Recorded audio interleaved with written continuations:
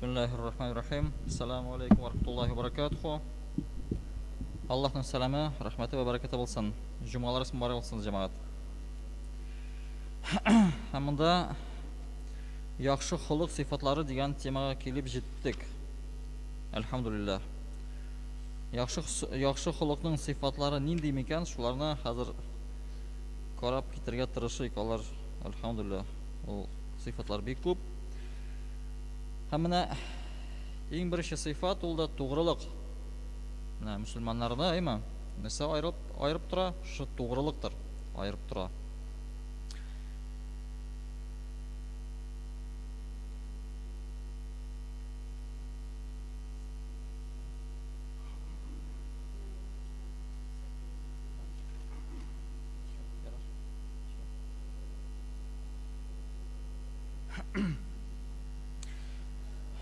To'g'rilik, nasa ul to'g'rilik? So'zlarimizda, ishlarimizda, barcha amallarimizda ishonchli, namusli bo'lu. Nima qana qarasaymi? Nasalarda, so'zlarimizda, ham ishlarimizda, ham amallarimizda, ishonchli bo'lu. Namusli bo'lu, ham ya'ni to'g'ri so'z, ham durust yo'ldan borudir. Demek ki. 5 vaqt namoz o'qiganda biz har kuni Alloh taolaning to'g'riligini so'raymiz. Nima so'zlar bilan? Siratal ladzina an'amta alayhim ghayril maghdubi alayhim valaddallin. Shu so'zlarni biz kunda 5 vaqt namozda necha taqdir aytamiz, Ey Rabbim, bizni to'g'ri yo'ldan, ne'matingga erishtirganlarning yo'lidan olib bor. Aşuğun tushgan ham adashganlar yo'lidan yo'naltma deb aytamiz. Allohdan so'raymiz. Ham to'g'ri kishi yolg'on so'ylamas.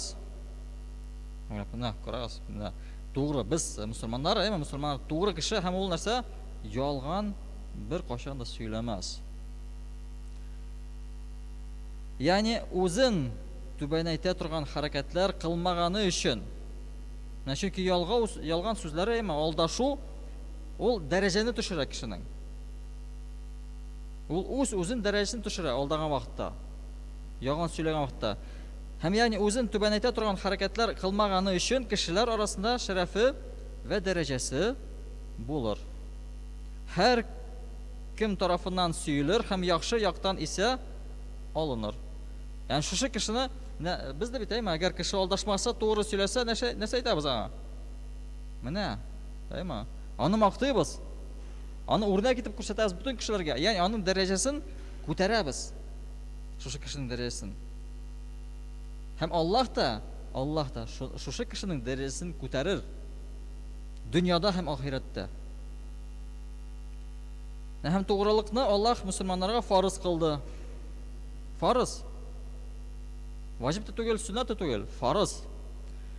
Mana ham bek ko'p oyatlarda va hadislarda to'g'rilikning ahamiyatini anglatilgan oyatlar bor. Masalan, Tavba surasining 119-oyatida Alloh taolasi aytadi: "Ey mu'minlar, Allohdan qo'rqing'iz va to'g'rilar bilan birga bo'ling'iz." Ya'ni ularning to'g'ri bo'lgan kishilar bilan yonlarida da bo'lirga kerak. Tatarlarda nechigini so'z bor. Kimning orbasidan minasing, shuning jirini jirlaysan. Yani biz do'stlarimizga da ihtiborli bo'lar tiyishlibiz. Bizning do'stlarimiz da shunday bo'lar tiyish. To'g'ri so'zlar. Aldaqchi to'g'il. Aldaqchi kishi bizning uchun do'st to'g'il ol. Ol bizning uchun do'st to'g'il. Bizning tiryak kishilar da shunday bo'lar tiyish. Ammo lekin o'zimiz shunday bo'lsak qana. Mana kishiga o'zi kibik kishi yabisha. Araqı içken kişiye, araqı içişe yabışayma, tabii ki tartışıyor yanında, tabii ki tartışıyor yabışa, aldakçı yanlarında gel, aldakçılar yürüyor. Doğru sözlü kişinin yanında, barcık doğru sözlü kişiler yine yürüyor. Aldakçı kişi yanında yürüye almayı birinci şekilde, kire almayı, anın işketik, şu tugarakka kire almayı ol. Allah tel kirtmiyor anı. Hem Müslüman, отkaras, nişik Müslüman nindi bilal. Yani sözü özüne o'zi de so'zina kelishgan kishidir musulmon. Ya'ni agar narsadir aytgan ekan, shu so'zga to'g'ri kelirga tegish ol. Aytgan ekan, namoz masalan, bolasini anglataymi, tamaki tortirga noshar deymi, tortirga yaramaydi. Albatta o'zi de shunda bo'larga tegish. Tamaki tortuvchi bo'larga tegish tugul ol. Narsagadir kishini undiy, ham shu undagan sifat onlarda da bo'larga tegish. Ya'ni musulmon shunday. Agar kishini narsagadir yaxshilikqa undiy ekan, shu yaxshilik onlarda da bo'larga tegish. Ya'ni aytgan so'zini to'g'ri bo'larga tegish ol. Ham albatta musulmon so'z so'ylaganda 3 narsaga ihtiborli bo'larga tegish, diqqat etirga tegish, shunday bir ihtiborni bir ko'p ihtimor berga tegish 3 ay birga. Narsaga so'ylaganda durustni so'ylar, va'da bersa va'dasida turur, ham uchinchisi halidan kelmagan masalalarda va'da bermas. Agar halidan kelmay ekan ish, shu ishda ul va'da bermay. Yarar ishlarman deb aytmay. Chunki halidan kelmay. Agar aytsa, yarar desa, al-va'da tugul, yarar desa, все. Ул ishlarga tegish ул ishni. Bizning tagi nechikdir ko'p kishi yo'q so'zni deb ayta olmay. G'afuy deb ayta olmay, bora olmayman, kela olmayman. Chaqiralar, kelam desang, kelirga tegishsin shu chaqirgan yerga. Chaqirgan yerga kelirga tegishsin. Agar kelam degansan ekan, yarar degansan ekan, musulmonning yarar degan so'zi, все, ul va'da kerak. Senga ishonib qoldilar. Ham shu va'dani o'tirga tegishli biz. Eldam agar va'da aytam deb degan so'z kerak tugul unda. Yarar degan so'z da bizning uchun musulmonlar uchun yetarli ol. Ul da bizning uchun bir va'da kerak. Biz uni shulay deb qabul ettirga tegishli biz.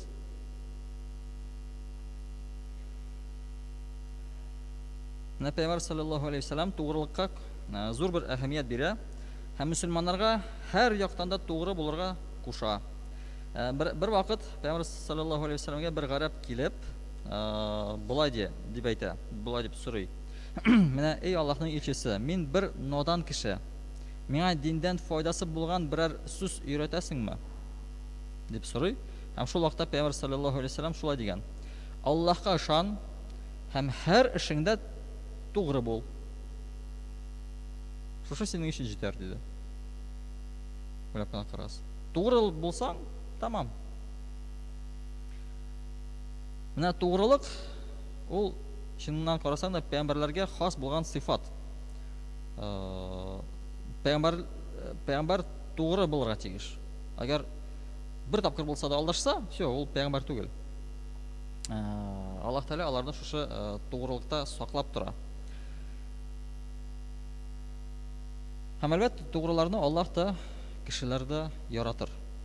Yani yolg'onchilarni ham aldoqchilarni Alloh da kishilarda yaratmas.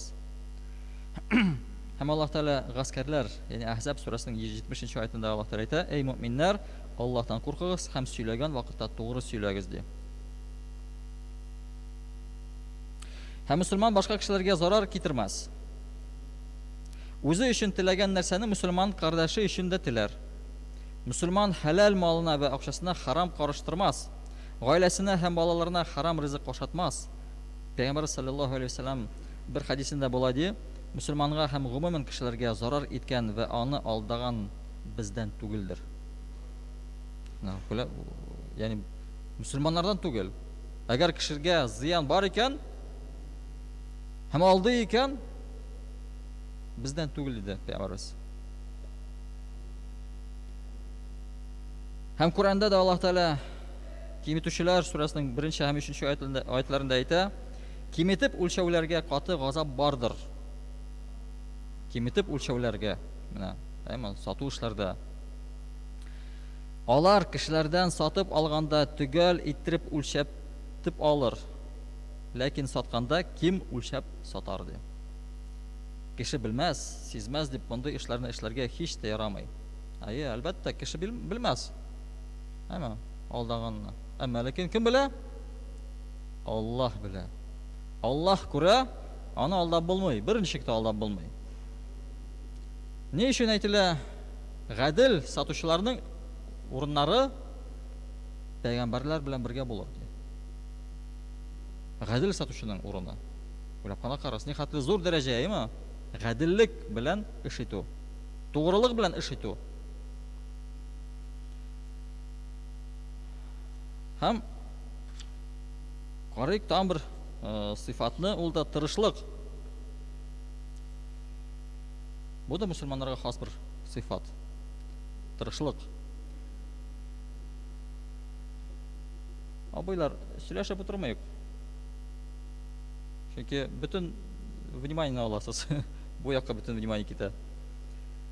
На тырышлык. Тырышлык менә безнең диндә әйме, мөселманлык ул тырышлык динедер. Башкача беренче дә була алмый. Безнең исламда бик күп тырышлык булырга тиеш, әйме? Мөселман ул бөтен яктан тырышлыкны күрсәтә. Һәм динебездә бик әһәмиятле саналган холык сыйфатларының берседер ул. Менә Аллаһ Тәгалә тырышуны гыйбадатларның берсе итеп күрсәтә. Ул да бер гыйбадат, тырышлык. Һәм аны фарыз кыла. Чөнки Касас сурасының 77-нче аятында Аллаһ Тәгалә буйра: "Аллаһның сиңа биргәне белән ахират бәхетен эзлә" ди. Карас, Аллаһның сиңа биргәне белән Аллаһ Тәгалә безгә нәрсә бирә? Шуның белән бергә ахиратын бәхетен эзләгез ди. Ягъни дөньядан да өлешеңне онытма. Ягъни без дөньяны да тырыштырабыз һәм дөньядагы малны кулланып, ягъни мондагы нигъмәтләрне кулланып без ахиратны казанабыз. Һәм шулай итеп мөселманнар ахират өчен дә, дөнья тормышы өчен дә тырыша. Икесен бергә алып бара. Чөнки дөнья тормышы өчен тырышмаган милләтләр, карас, дөнья тормышы өчен тырышмаган милләтләр, алар ярлы милләт була. Ярлы милләт булып кала һәм башка милләтләргә мохтаҗ булыр, көчләрен, куәтләрен югалтып, башка милләтләрнең кулы астына төшәр. Загыйф милләт ничек була, әйме? Ул башка милләткә мохтаҗ була. Ярлы булгач, көчсез булгач, тырышмагач, башка милләтнең кулы астына керә. Һәм ягъни тырышлык сыйфатына ия булмаган милләтләр гыйбадатларын түгел дә үти алмый. Балаларын укыта алмый, мәдәният һәм мәгърифәттән аерыла һәм надан булып кала. Шул милләт бөтен нәрсәдән мәхрүм була. Бары тик дөньядан гына түгел, ахираттан да мәхрүм була. Чөнки ул гыйлем ала алмый, надан булгач. Ничек син гыйлем алачаксың, әйме? Дөньяга артык бирелеп, дин, тәкъвалык загыйфләнә. Ахиратны оныта шушы халык. Һәм шулай ук бәхетсезлеккә ирешә. Барбыр юкка чыга. Ягъни безгә шушы дөньяда ике канат кирәк. Дөнья һәм ахират канаты. Без тырышабыз дөнья өчен һәм дөньяны кулланабыз ахират өчен. Ахиратта да тырышабыз. Бер якта гына күп тырышлык күрсәтергә ярамый. Тигез бара кирәк. Дөньяда кирәкле безгә. Ахират тем более кирәкле. Һәм бер хадистә Пәйгамбәр саллаллаһу алейһи ва саллям әйтте: "Чын мөселман ахираттан да, дөньядан да ваз кечмәс." Карас, чын мөселман ахираттан да, дөньядан да ваз кечмәс. Дөньясын калдырып, бары тик ахираты өчен тырышучы хәерле, яхшы мөселман түгел. Дөньясын калдырып. Ахиратын калдырып та, бары тик дөньясы өчен тырышучы да хәерле мөселман түгел. Кешенең хәерлесе, яхшысы дөньясын өстен итеп ахиратын онытмас, һәм ахиратын гына кайгыртып дөньясын калдырмас. Менә иң хәерле мөселман кеше шул булыр. Дөньяны да онытмый, ахиратны да алып бара. Икесен дә бергә алып барыр ва башкаларга авырлык китермәс. Димәк ки, чын мөселман дөнья ва ахират эшләрен тигез алып барыр. Башка бер хадисендә Пәйгамбәр саллаллаһу алейһи ва саллям әйтте: "Дөнья өчен һич үлмәссең кебек тырыш, ахират өчен иртәгә үләчәкмен кебек тырыш. Дөнья өчен ничек тырышабыз, әйме? Мәңге яшәгән кебек монда тырышабыз. Бу дөньядан китмәячәк кебек тырышабыз. Әмма ләкин ахират өчен менә хәзер, менә бүген үлеп китәчәкмен. Дөньяны калдырып китәчәкмен дип ахират өчен тырышабыз. Ягъни намазларны укып бетереп, инде безнең бурычларыбыз бар Аллаһ каршысында. Шу бурычларны түләп бетереп үтәргә, ягъни бурычсыз китеп барырга кирәк бу дөньядан. Бурычларыбыз күп. Укылган намазлар бәлки бардыр, әйме? Тотылмаган бәлки уразалар бардыр. Шушы ул да безнең бурыч, алар безнең бурычыбыздыр. Аларны үтәп бетергә кирәк. Ягъни намаз вакыты кирде икән, шушы намазны бүгенге мәсәлән хәзер өйлә намазы вакыты кирәме? Шушы намазны шул ук вакытта укып куярга тырышырга кирәк. Чөнки Алла сакласын, без белмибез. 10 минуттан соң нәрсә булыр, әйме? 15 минуттан соң, ярты сааттан соң нәрсә булыр? Бәлки әҗәлебез килеп җитәр. А намаз укылмыйча кала. Бурычыбыз кала. Һәм шуңа тырышабыз, һәм тырышырга тиешлебез бүтән намазларны укып барырга. Вакыты кергәч тә. Көтеп торга түгел. Әле акшамга вакыт бар әле, ястүгә вакыт бар әле. Аны көтеп тормыйча.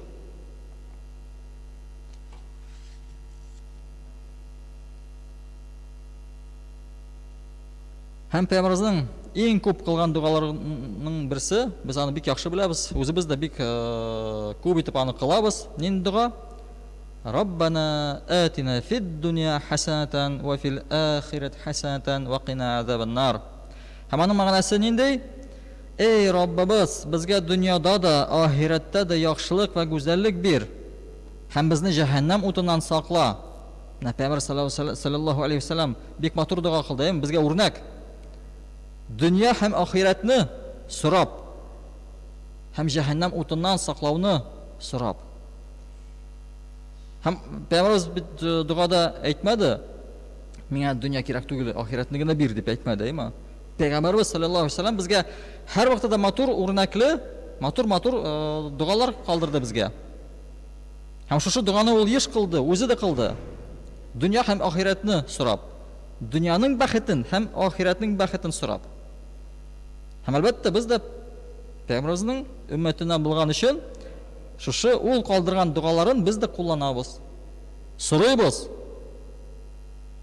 Һәм тырышабыз. Дөнья өчен һәм ахират өчен. Чөнки дөнья белән ахират бәйле. Ахиратны казанып булмый, әгәр дөньядан ваз кичсәң, битереп ваз кичсәң. Менә ниләрне алып карыйк, әйме? Исламның нигезләрен алып карыйк. Нинди бар нигезләр? Намаз, ураза, закат, хаҗ, әйме? Һәм әлбәттә беренчесен без әйтергә оныттык, шәһадәт. Әйме? Нәүләп кына карас. Ике баганасы закат белән хаҗ нәрсәгә бәйле? Дөньяга бәйле, малга бәйле. Ничек син аны үтә аласың? Әгәр синдә малың булмаса, даже намазны да алсак, намаз укыр өчен дә безгә дөньяда нәрсә кирәк? Урын кирәк, су кирәк, әйме? Шул ук дөньяга бәйле. Ягъни бүтән гыйбадәтләр безнең дөньяга бәйле. Без дөньядан ваз кичеп, ахиратны беричек тә казана алмыйбыз. Чөнки бүтән нәрсә дөньяда безнең. Намазыбыз да, уразабыз да бүтән нәрсә бәйле дөньяга. Кур'ан укыр өчен дә безгә нәрсә кирәк? Китап кирәк. Китапны укыр өчен күз кирәк. Ягъни яңадан бүтән нәрсәгә бәйле, шу дөньяга бәйле. Аллаһ шөкер, безнең хәзер китаплар, Кур'аныбыз китап формасында. Пәйгамберебезнең вакытын әгәр искә төшерсәк, Кур'ан нинди формада иде? Кур'ан ничек язылды? Теге агачларда, тиредә, әйме, сөяктә. Әгәр менә хәзер бүтән шушы элекке кебек ниләрне Кур'анны җыйсак, безнең өебездә шушы агач ботаклары булыр, сөякләр булыр, әйме? Теге уңайсыз булыр. Әмма ләкин Аллаһка шөкер, безнең прогресс барып тора, китапка әверелгән Кур'аныбыз, Һәм хәзерге вакытта безнең Кураныбыз кая? Телефоннарда. Таңда җиңел Аллаһ Тәгалә җиңеләйтте безнең тормышыбызны. Ягъни дөнья, без дөньяны кулланабыз. Дөнья ул ахиратның бер кыры. Ягъни без монда чәчәбез, шушы дөньяда һәм ахиратта җимешләрен җыябыз. Әгәр чәчсәк, җыя алабыз. Әгәр чәчмәсәк, җимешләр ахиратта булмый. Һәм әлбәттә без тырышабыз җимешләрне алыр өчен. Ансыз беренчектә бер гайда китеп булмас.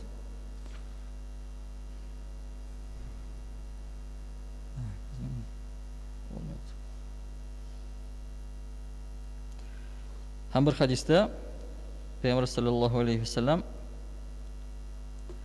бер көнне сахабалары белән утырган вакытта кулына 2 кыска таяк алып, бу таяклардан берсен янына куя, икенчесен ераккарак ата. Һәм сахабалардан сорый: "Бу хәрәкәтнең мәгънәсен беләсезме?" ди. Менә күз алдыгызга китерегез. 2 таяк, берсен үзенә калдыра, үзенең янына, икенчесен ераккарак ата. Һәм сахабалар да әлбәттә Аллаһ һәм аның илчесе белер диделәр. Һәм Пәйгамбәр саллаллаһу алейхи ва саллям мондый аңлатманы бирә: бу кыска таякларның берсе гамәл, икенчесе әҗәл. Бер шушы 2 таякның берсе гамәл, икенчесе әҗәл. Ераккарак атылган таяк кешенең гамәле. Ягъни дөньядагы теләкләридер. Менә безнең бит теләкләр күп. Әмма ләкин алар нәрсә? Алар бездән ерак тора. Кеше һәр вакыт бу теләкләрнең артыннан йөгерер, ләкин ничек тә күп җитә алмас. Яныма куелган таяк кешенең әҗәледер. Әҗәл кешегә бик якындыр. Ул гел безнең яныбызда гына йөри. Без аны турында нихәтле уйласак та, ул әҗәл бездән ерак кебек күрсәк тә, ул безнең яныбызда. Шулай бит, без аның турында бик сирәк уйлыйбыз. Бик сирәк уйлыйбыз. Үлмәслек кебек яшәйбез. Үлемне ничектер тагын да ераграк күрәбез. Һәм кеше дөнья артыннан йөгереп йөргән вакытта әҗәл аны тотар. Без дөнья артыннан йөгерәбез, әмма ләкин кем безне тота? Без дөньяны тота алмыйбыз. Әмма ләкин әҗәл безне арттан тотып ала. Ансын сизми дә калабыз. Дөнья тормышы сезне алдамасын, чөнки Аллаһ кешегә шах тамырынан да якын ди. Шах тамыры ул кан тамыры. Безгә бит иң якын тамыр, әмма ләкин нәрсә? Аллаһ ди, шушы тамырнан да сезгә якынрак ди. Бер көн киләчәк, бездән ул көнне дөньяда эшләгән бөтен эшләребез соралачак. Шуның өчен дөнья артыннан кумыйк. Дөнья безнең артыбыздан кусын.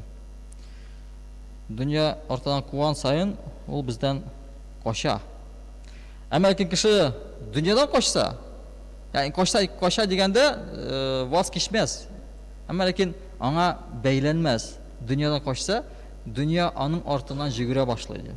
Әгәр кеше дөньяга әһәмият бирмәсә, эшли, тырыша, акча, менә күп ниләр бар шундый кешеләр, бай кешеләр, маллары күп, әмма ләкин алар шушы малдан теге ләззәт күрмиләр ул хәтле. Мал, Аллаһка шөкер, Аллаһ бирүче. Һәм Аллаһ та әлбәттә шул малны алучы да. Шулай дип карыйлар малга. Теге инструмент кебек. Ахиратны казаныр өчен. Аллаһ Тәгалә бирде, әлхәмдүлиллаһ. Алды, Аллаһка шөкер. Аның малы, безнеке түгел. Аллаһ Тәгалә безгә кулланырга бирә шушы малны. Менә сезгә дә әгәр кеше үз малын бирсә, мәсәлән, машинаны бирсә, кулланып торырга, сөйнә кулланабыз, шулай бит. Әмма ләкин килсә, сораса кирегә, нишлибез? Бирәбез. Ул аныкы бит инде. Үзебезгә аны калтыра алмыйбыз. Шуны биргәндә дә сөйнә бирәбез. Рәхмәтебезне әйтәбез аңа. Аллаһ та шушы малларны, шушы дөньядагы бөтен ниъмәтләрне шулай бирә. Кулланыр өчен бирә. Кулландыгыз. Алырга килсә, бирәбез. Сорап тормый да ул бездән Аллаһ Тәгалә. Ала да икенче бер кешегә бирә кулланыр өчен. Һәм шуңа да сөенәбез. Башка кешеләр дә файда күрер. Һәм безнең монда Аллаһка шөкер списокны чыгарып бирделәр. Анда карап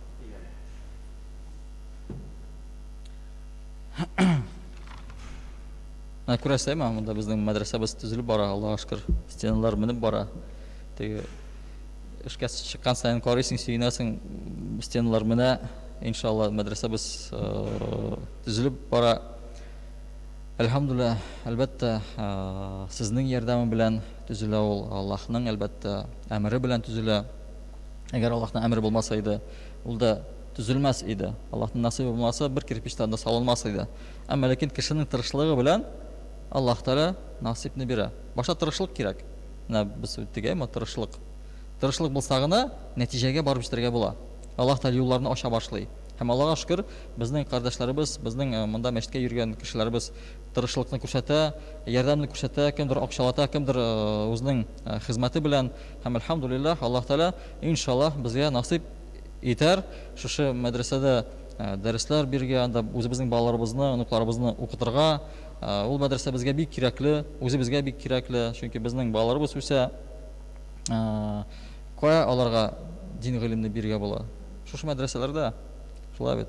Алар безнең киләчәгебез. Әле балалар түгел, үзебезгә дә бик күп укырга кирәк, бик күп гыйлем алырга кирәк. Безгә дә шушы мәдрәсә кирәкле, иншалла. Һәм менә монда ярдәм иткән кешеләрнең исемнәрен әйтеп китәсем килә. Аларга Аллаһ Тәгалә иншалла әҗерләрен меңләтеп бирсен ахирәттә. Иншалла шушы биргән садакалар аларның садака теге ничек әйтик, ахирәттә йортны төзерлек булсын шушы садакалар белән. Һәм монда исемнәрен әйтеп китик. Әмир Рәдис улыннан, Рифкат Рөстәм улыннан, Наилә Нәҗип кызыннан, Равилә Вилдан кызыннан, Асия Габделсамат кызыннан, Роза Зәкир кызыннан, Илшат Юсуф улыннан, Рәшид Дин улыннан, Галимҗан Закирҗан улыннан, Абдулла кызы Рәнифәдән, Гилмуддинова Риммадан, Файма Мөнәвир кызыннан, Марат Габдулла улыннан, Фән кызы Асиядән, Розалия Эрнист кызыннан, Сабиров Галимҗаннан, Галия Осман кызыннан, Рафик кызы Нуриядән, Әлфис Нургатиннан, Наилә Насибулла улын кызыннан, Фәния Мәхмүд кызыннан, Нәҗия Нуретдин кызыннан, Илдус Флюр улыннан, Сәймухиддин кардәш дигән. Һәм монда әлбәттә үзләренең исемнәрен әйтмәгән мөселман кардәшләр дә бар. Иншалла шушы кешеләргә, шушы ярдәм итүчеләргә Аллаһ Тәгалә әҗерләрен бирсен, артык бирсен. Монда Аллаһ Тәгалә иншалла аларга да, безгә, бөтенебезгә дә шушы дөньяның бәхетенә һәм иншалла ахират бәхетенә ирешергә насыйп әйләсен. Иншалла балаларның бәхетен күргә насыйп әйләсен. Әлбәттә, аларның бәхете нәрсә? Исламдадыр. Шулай бит. Шушы аларга тәрбияне биргә безгә насыйп әйләсен, дөрес тәрбияне биргә насыйп әйләсен безнең балаларыбызга һәм оныкларыбызга. Чөнки әгәр дөрес тәрбияне бирсәк кенә, Аллаһ Тәгалә аларны бәхеткә ирештерер. Шуңа бик игътибарлы булыйк тәрбия бирүгә. Ва ахиру даъвана алхамдулиллаһи раббил аламин.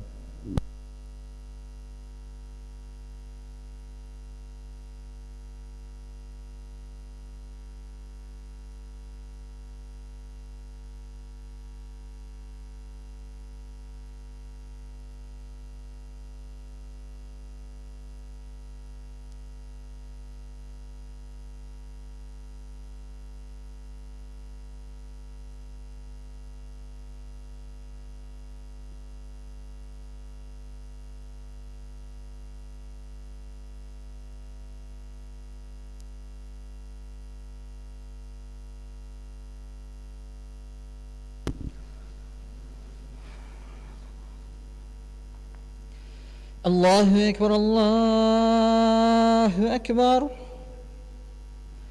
الله أكبر الله أكبر أشهد أن لا إله إلا الله أشهد أن لا إله إلا الله أشهد أن محمدا رسول الله أشهد أن محمدا رسول الله حي على الصلاة حي على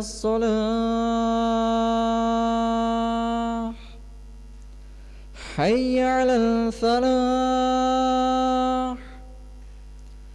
حي على الفلاح الله أكبر الله أكبر لا إله إلا الله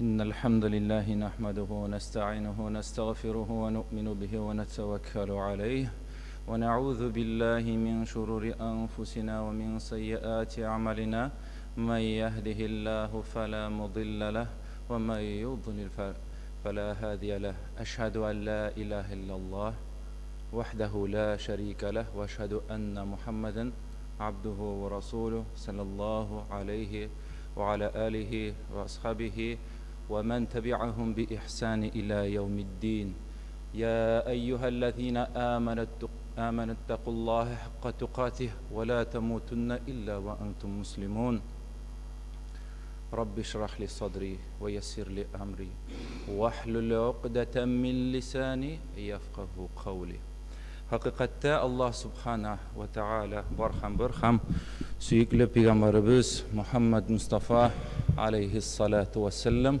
ol Allah'ın kulu hem elçisi.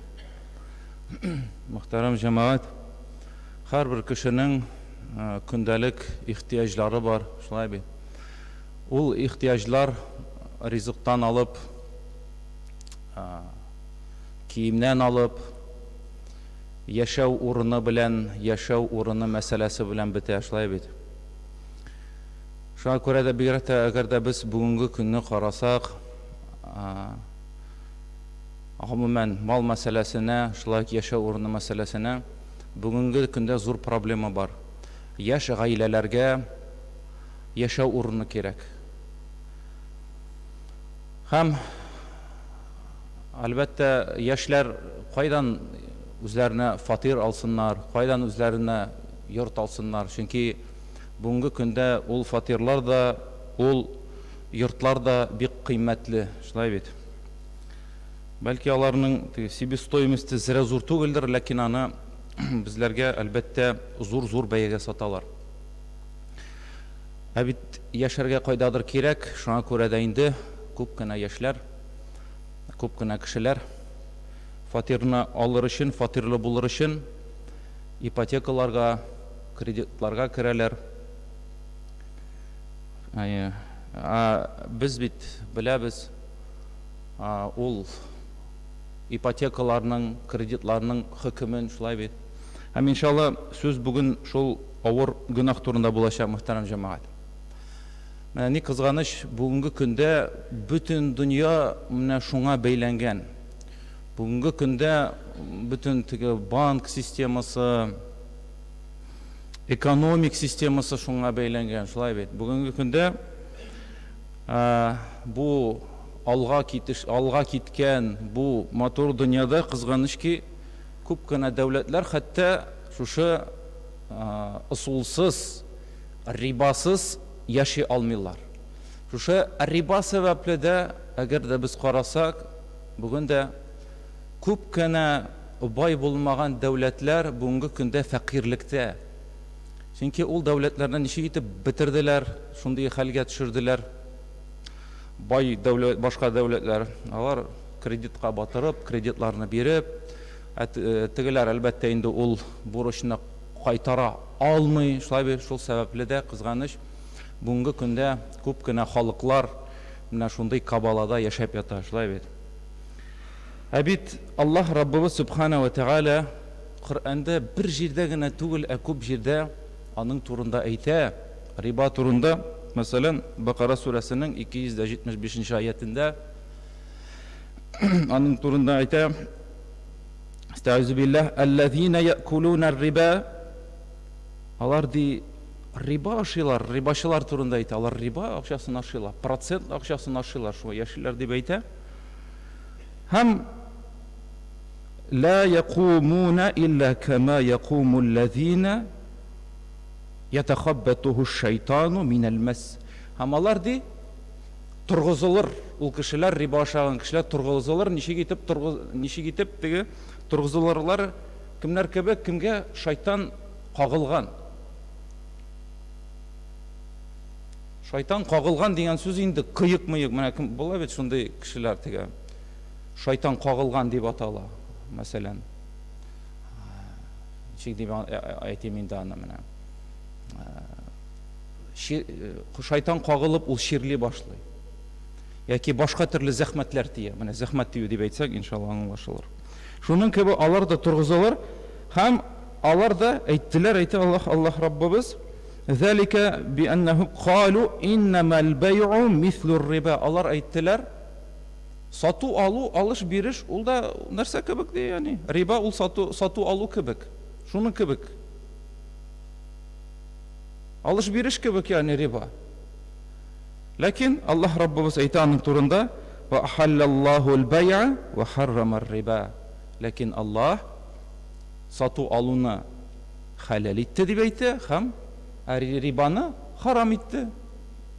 Риба качан ул бер кеше икенче кеше акча биреп тора һәм ул биргән өчен дә аңардан өстәмә акча сорый. Лихва сорый, шулай бит. Ул аңа хаклы түгел, ләкин ул аны сорый. Шәкәр Аллаһ Раббыбыз да дәвам итеп әйтә бу аятта, Аллаһ Раббыбыз да диде, сату алуны халал иттем ди, ләкин риба ул ди харам итте. Һәм кемгә менә шушы мәгълүмат килә, хәбәр иреште, ул эшне калдырсын ди. Туктатсын ди ул эшне. Һәм аңа ул гынахлары кичерелер дип әйтә. Кем аны дәвам итә ул эшен, шул акчага яши, яки ул акчаны бирә, һәм башкасы, ул вакытта аның эше Аллаһта дип әйтә. Ничек итеп Аллаһ аның белән хөкем итәр? Кем генә белә? Аллаһ Раббыбыз. Куркыныч.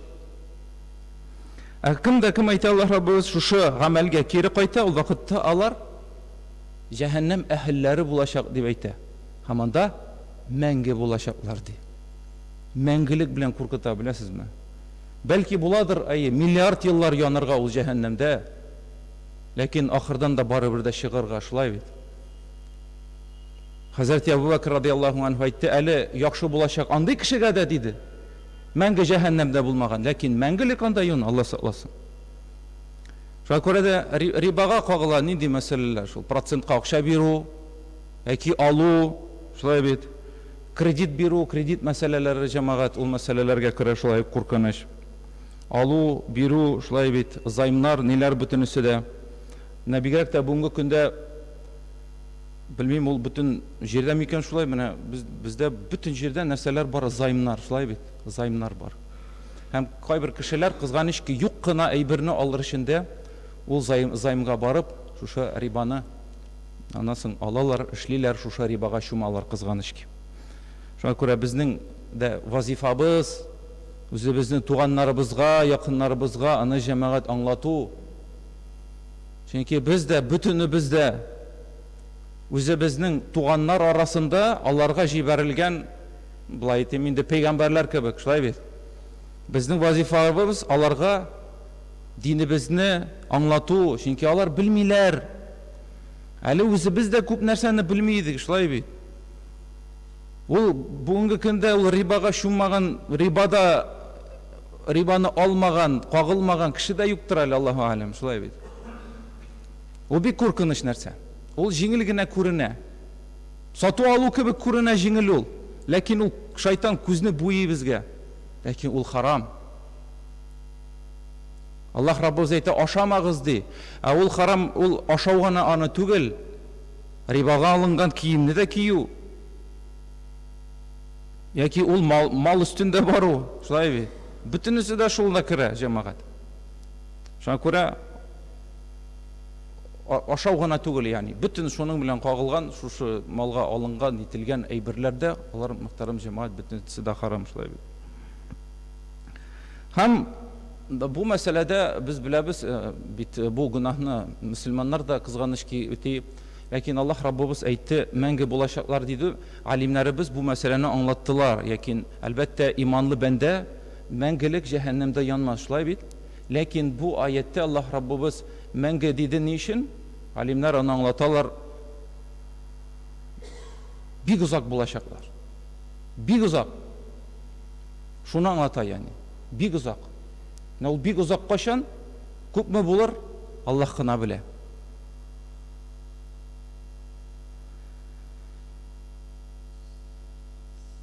Һәм башка аятта Аллаһ Раббы шулай әйтә, үзегезнең рибага табылган малларыгызны калдырыгыз, ташлагыз ди.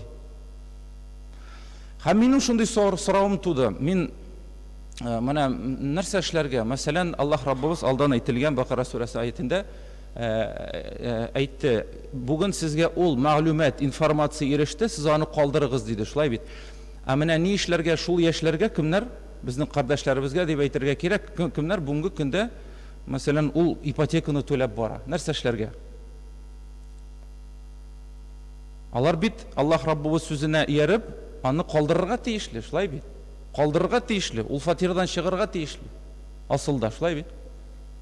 Ләкин без бу сорауга җавап эзлибез.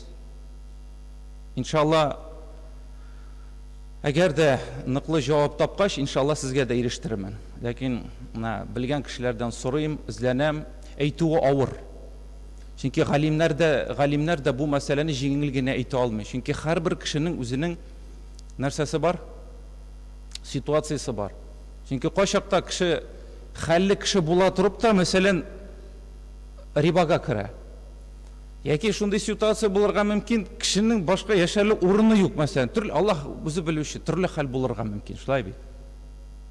Мәсәлән, шундый хәлдә яши ул, шундый җирдә яши ул, шундый, белмим, илдә яши ул, шундый дәүләттә яшидер бәлки. Шуңа күрә һәрбер случай нәрсә индивидуаль карарга кирәк. Кайбер мөселманнар безнең кайдадыр ишетәләр дә, фәлән җирдә бер галим әйтте, рөхсәт итте. Һәм ул рөхсәт итте икән, аны мин дә алам. Yani yok. Fetveler de türlü bula. Bula individual fetve. Alim bira. Mine şuşu kişinin halin bilip, anın halin bilip bira. Ya ki bira fetve mesela nididir devletke gumumen fetve birirge mümkün. Şulay bit. Nididir mesele hakkında hem başkası. Şuna göre kaydadır işitip şunda ol meseleye kırı cemaat dürüst bulmaz. Şulay bit. Менә без дусларыбыз белән бер заман уйлап утырабыз, безнең күп бит инде яшьләр кемнәрнең фатирлары юк бит. Һәм бер кардәш санап утырды, беләсезме, санады да шундый нәтиҗәгә килде. Мин дә әгәр дә гомер буе фатирны снимать итсәм ди, бит акча түләп яшәсәм ди, нигә? Алай миңа хәтта очсызрак чыгачак ди. Кредит алганга караганда. Шундый нәтиҗәгә килде ул. Әгәр дә карасак чынлыкта, мәсәлән, ул проблема яшәргә кирәк, мәсәлән, һәм башкасы.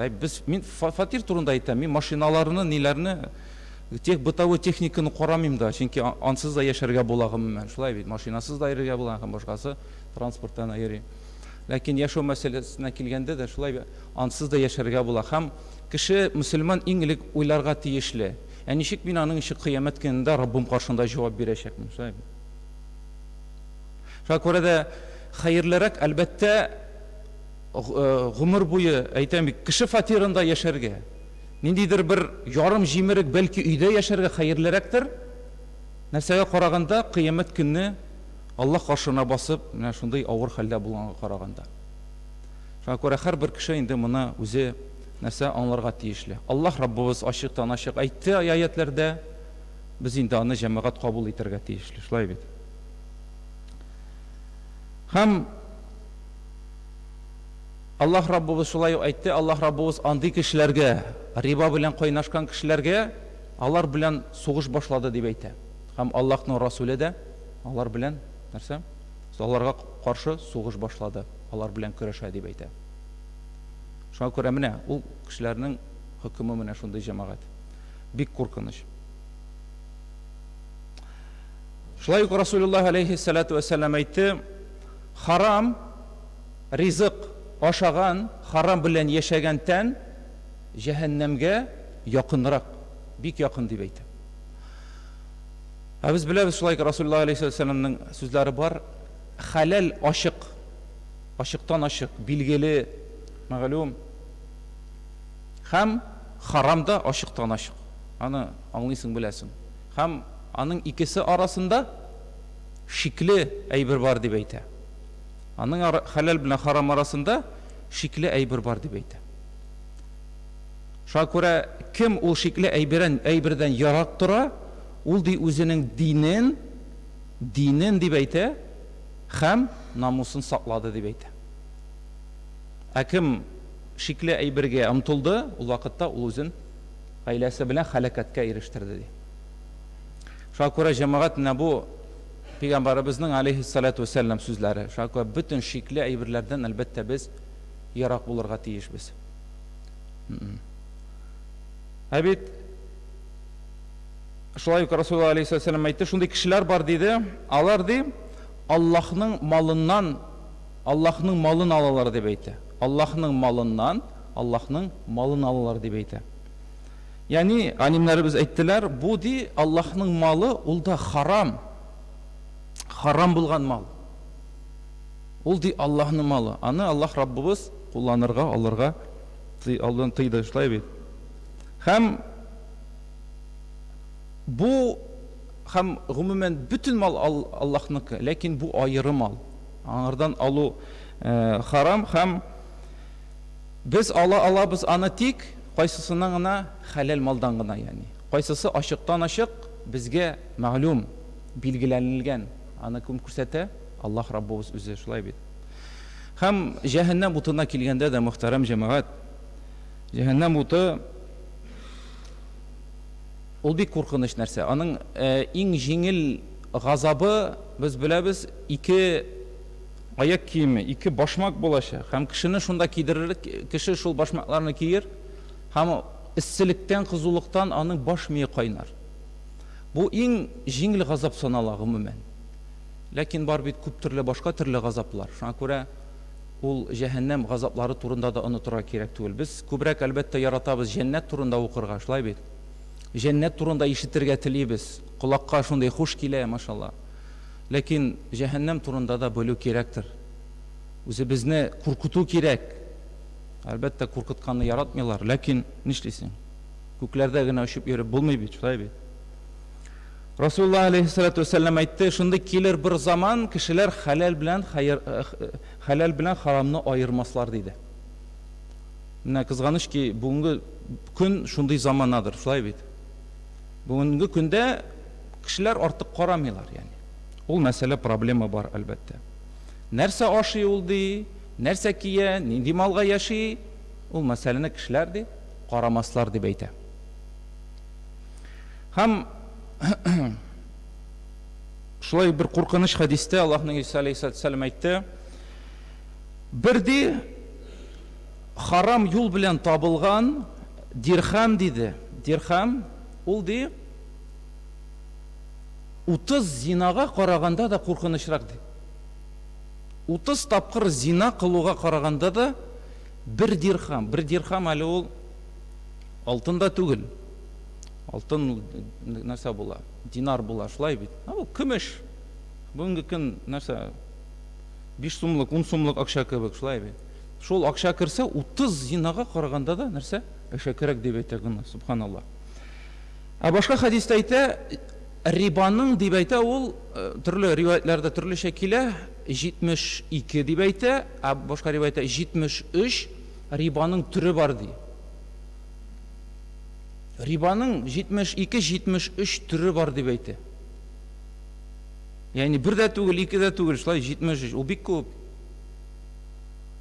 Әгәр дә аны тикшерә калсак, ул риба бөтен җирдә, ул бүгенге көндә без ашаган һәрбер бухан кипидә дә барыбер дә нәрсә бар? Риба бар. Ләкин без аңардан бер кайда китә алмыйбыз. Ул инде иншалла безнең үстебездә гөнаһ булмас. Ул гөнаһсы әлбәттә кешеләргә. Менә кайчакта еш кына кешеләр сорыйлар инде теге намаздан нидә булмаган милләттәшләребез. Ничек инде ул була хәләл ипи? Хәләл ипи ничек була? Аңламыйлар. Хәләл йомырка ничек була? Менә аңламыйлар, шул бер ни бар инде. Аңлатасың, ул бит хәләл теге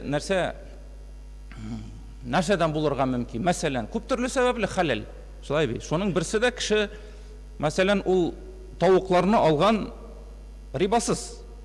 Үзенең акчасына хәләл юл белән акчаны тапкан, һәм ул акчага, мәсәлән, птицефабрика оештырган, шулай бит, ачып җибәргән.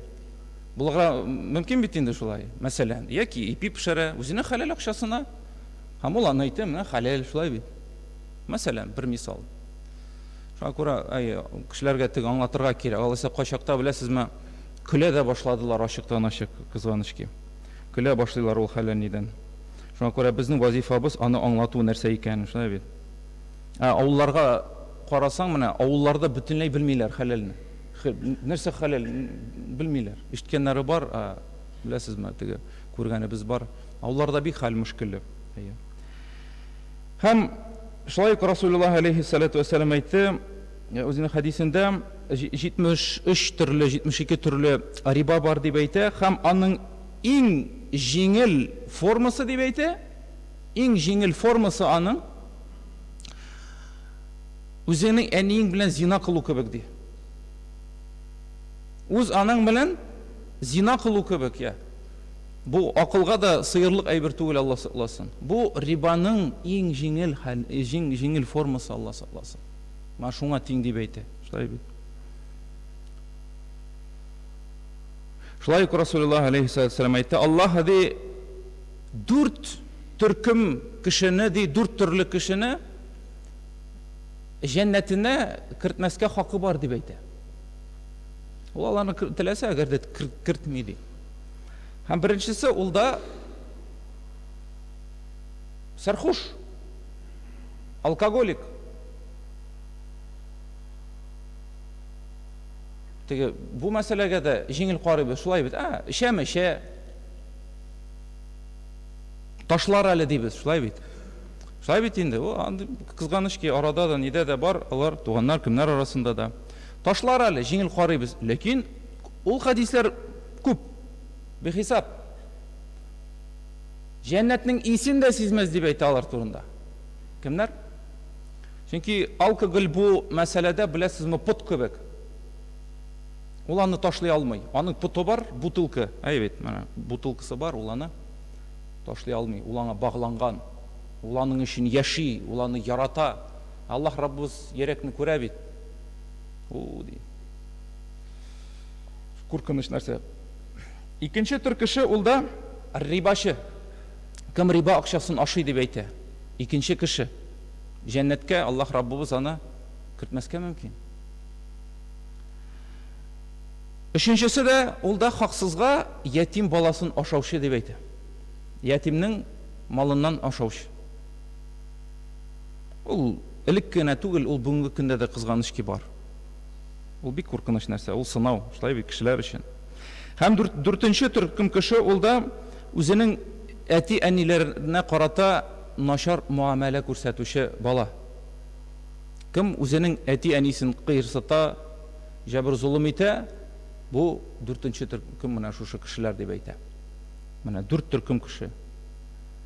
Шундый мәсьәлә бар, җәмәгать. Шуңа күрә рибага яшәү бик куркыныч. Бик куркыныч, аннан соң беләсезме нәрсә? Кайчан шундый хәлне дә күргәнем бар. Бер-берсен ахирәт дуслары дип атаучы кешеләр дә бер дусты, ахирәт дусты. Бу бит ничек әйтелә? Ахирәт дусты, субханалла. Икенче ахирәт дустына процентка акча бирә. Монда беләсезме? Әгәр дә мондый хәл була икән, ул дусны бөтенләй онытырга кирәк. Шулай ул дус түгел чынлыкта, ул дуслык була алмый ул. Бер кардәше икенчесе кардәшенә мәсәлән бирә рибага. Ул дуслык түгел. Ул дошманлыктыр, шулай бит. Үзенең дустын рибага батыра. Хәтерләгез, ничек әйтеп Пәйгамбәрбез алейһиссалату вассалам вакытында да иде. Аның белән әлбәттә яһудилар күбрәк шөгыльләнә иде, шулай бит. Кешеләр килә иделәр, мохтаҗлыктан аларга биреп торыгыз әле безгә акча, алар бирә иделәр, ләкин процентка. Ул процент күтәрелә. Күтәрәләр, аннан соң ул мискин ата, мискин ана үзенең шушы кредитын нәрсәсен түләр өчен үзенең баласын бирә иде аларга куллыкка, беләсезме? Бу бит ямсыз бу нәрсә. Мондый кешеләр, беләсезме, җәһәннәмнең иң әшәке урынында янырга тиешле, шулай бит. Иң әшәке ачык газап күрергә тиешле.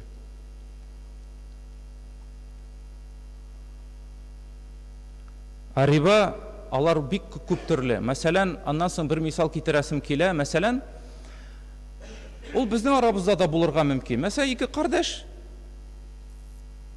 берсе әйтә, дустым биреп тора әле миңа, мәсәлән, 10 000 сум акча. Тегесе әйтә, ярар. Lekin sen meni ana Sidorovga iltib qo'yali de. Bu da riba bo'ladi. Chunki ul aning uchun ақша сұрарға тиіш түгел. Үстеме нәрседір сұрау, ол не обязательно теге ақша айма. Хатта шундай услуга болса да, илтіп қоялы нәрсе, бір яқтан қараса нәрсеген әбіті юққын айбір шылай бейт. Илтіп қоялы мен ана тігінде. Яки мәшітке, мәселен, әбіт, жұмғаға илтіп қоялы. Риба. Андай ішлер жамағат бик көп. Шуан көре бізге бүтіні бізге де әлбетте бик сақ болырға керек. Бик сақ болырға керек. Бик сақ болырға керек. Чөнки ул бүтін жерде қызғаныш ке. Шуан көре Аллах Раббыбыз бізні қуатласын. Иманнарыбызны, тәннәребезне Аллах юлында, аякларыбызны Аллах юлында нығытсын. Алдан әйткәнемчә, үзебезнең якыннарыбызга, хәтта күршеләребезгә дә барып, менә шушы гади генә тел белән әйберләрне, кирәкле мәсьәләләрне аңлату керек. Аңлашыла, алар аңламыйлар. Аларның инде бер сүзләре бар теге. Бу бүтүнесе шулай яши бит диләр, шулай бит. Бүтүнесе шулай яши бит диләр. Ләкин аңлату кирәк. Күпчелек кайда? Җәһәннәмдә. Ләкин асчылык җәннәттә. Шуңа күрә безгә дә Аллаһ Раббыбыз насыйп итсен. Җәннәтенә кирергә иманыбыз белән, Аллаһтан куркуыбыз белән, шулай бит. Аңа якынаю белән иншаллах. Чын күңелдән кылган гыйбадәтләребез белән, харамнан ерак булуыбыз белән, иншаллах, Аллаһ Раббыбыз бездән риза булып, үзенең Фирдәүс җәннәтенә безне кирсен иншаллах. Китсен. Амин. اللهم صل على سيدنا محمد عبدك ورسولك النبي الأمي وعلى آله وصحبه وسلم تسليما. سمع الدعاء.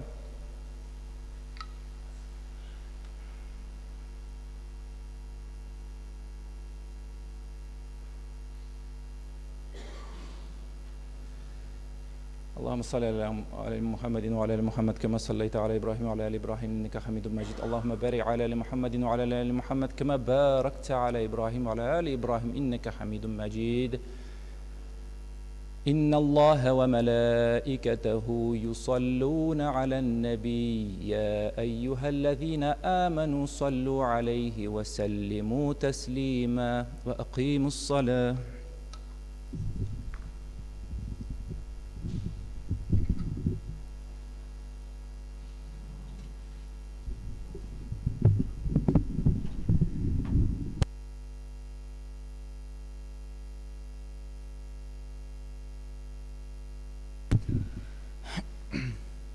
الله أكبر الله أكبر الله أكبر الله أكبر. أشهد أن لا إله إلا الله أشهد أن لا إله إلا الله أشهد أن محمد رسول الله أشهد أن محمد رسول الله.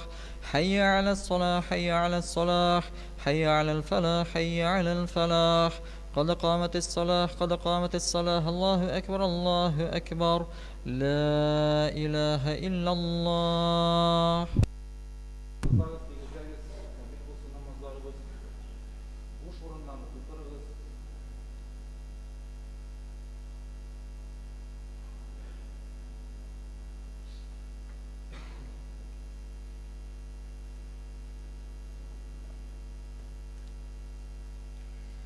الله أكبر.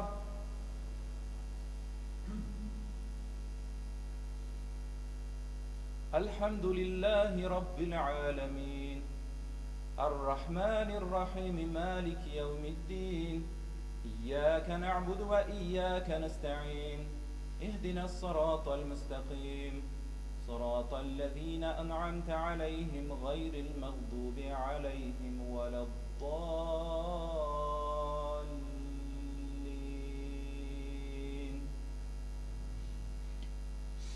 قل أعوذ برب الفلق من شر ما خلق ومن شر غاسق إذا وقب ومن شر النفاثات في العقد ومن شر حاسد إذا حسد. الله أكبر.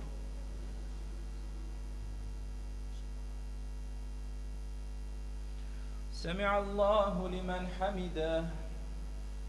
الله أكبر.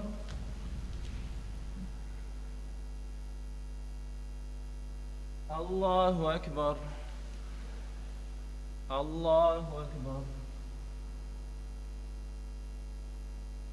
الله أكبر.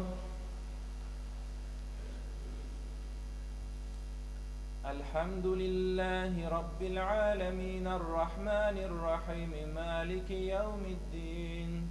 إياك نعبد وإياك نستعين. اهدنا الصراط المستقيم صراط الذين أنعمت عليهم غير المغضوب عليهم ولا الضالين.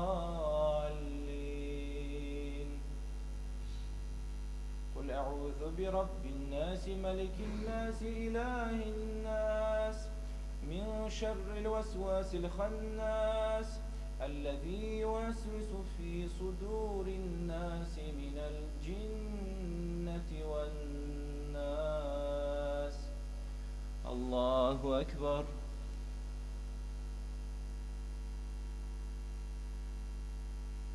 سمع الله لمن حمده.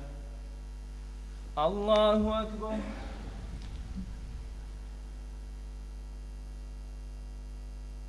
الله أكبر. الله أكبر. الله أكبر.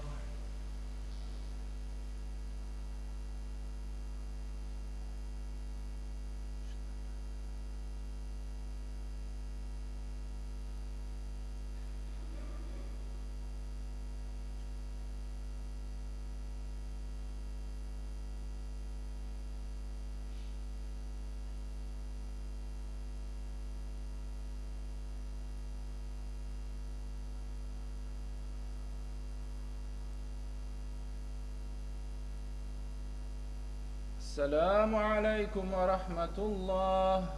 السلام عليكم ورحمة الله.